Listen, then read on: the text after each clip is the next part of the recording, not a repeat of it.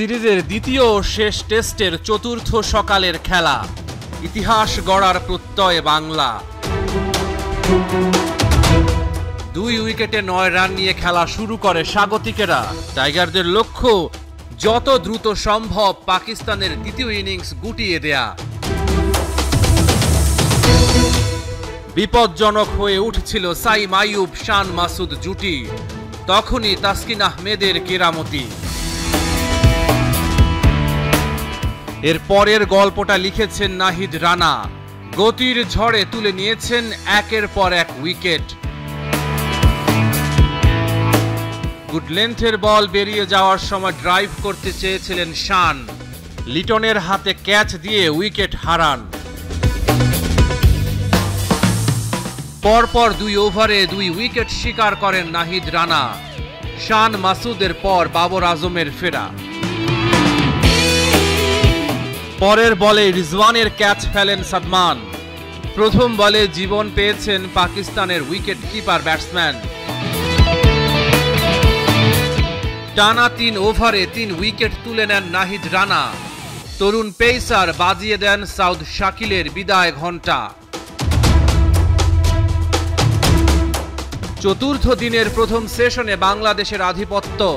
26.2 ওভারে পাকিস্তান করে 108, বাংলাদেশ 4 উইকেট তুলে নিল। এক পাশ আগলে রাখেন মোহাম্মদ রিজওয়ান। লাঞ্চের পর নতুন স্পেলের প্রথম ওভারে হাসান মাহমুদ তাকে ফেরান।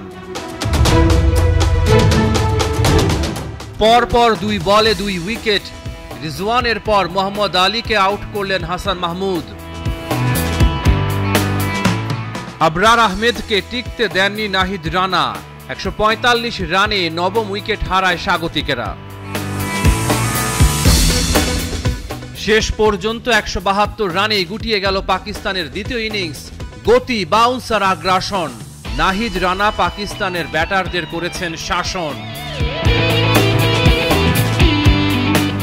সুইং আর লাইন লেন্থে হাসান মাহমুদ অনন্য। পাকিস্তানের মাটিতে বাংলাদেশের প্রথম পেসার হিসেবে 5 উইকেট শিকার করলেন হাসান। এবারই প্রথমবার বাংলাদেশের পেসাররা টেস্টে এক ইনিংসে প্রতিপক্ষের 10 উইকেট শিকার করল। 185 বাংলাদেশের লক্ষ্য।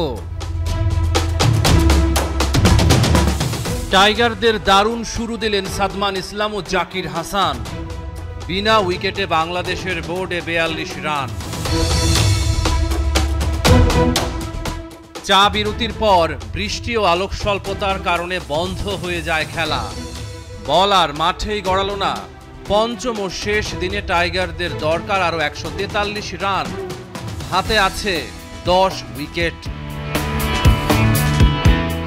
রহমান পেয়ার 71।